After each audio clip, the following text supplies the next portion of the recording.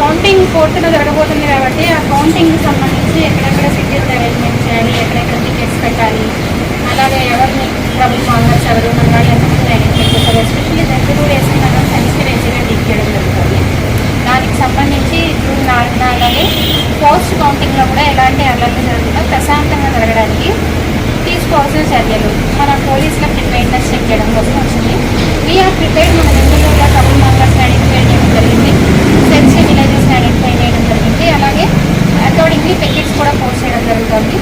మా విజ్ఞప్తి ఏంటంటే పొలిటికల్ పార్టీస్ కానీ వాళ్ళ ఫాలోవర్స్ కానీ పబ్లిక్ కానీ అలాగే మీడియా కానీ ఆ రోజు కూడా మాతో సహకరించవలసిందిగా కోరుతున్నాము. మన ఎలక్షన్ చాలా చదువుమరుగైన మినహా ప్రశాంతంగా ముగిసింది.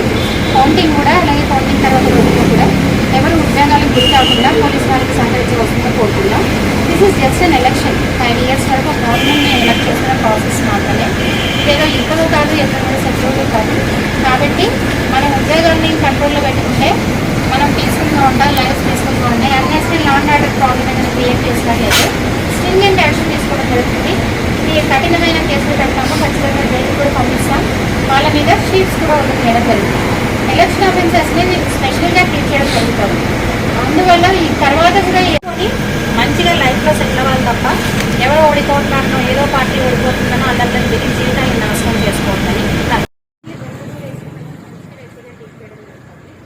దానికి సంబంధించి జూన్ 4న అలాగే పోస్ట్ కౌంటింగ్లో కూడా ఎలాంటి అల్లర్లు జరుగుతుందో ప్రశాంతంగా జరగడానికి తీసుకోవాల్సిన చర్యలు మన పోలీసుల ప్రిపేర్నెస్ చెక్ చేయడం కోసం వచ్చింది. We're prepare. మన ముందుగా ట్రబుల్ కాంగ్రెస్ ఐడెంటిఫై చేయడం జరిగింది, అలాగే అకార్డింగ్లీ టికెట్స్ కూడా పోస్ట్ చేయడం జరుగుతుంది.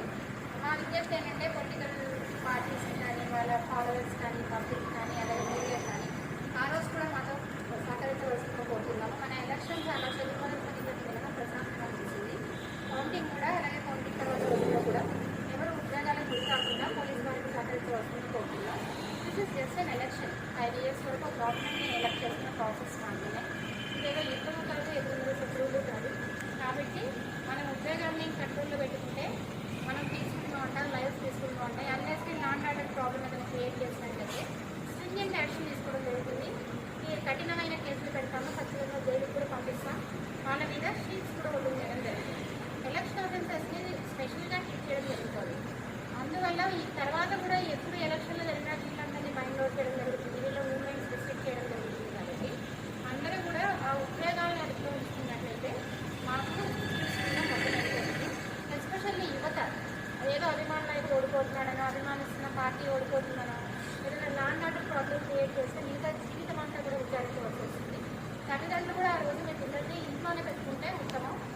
బయటికి వెళ్ళి ఎమోషనల్ ఒక రాయి ఇచ్చడమో, కర్రించడమో, గొడవలు జరగడం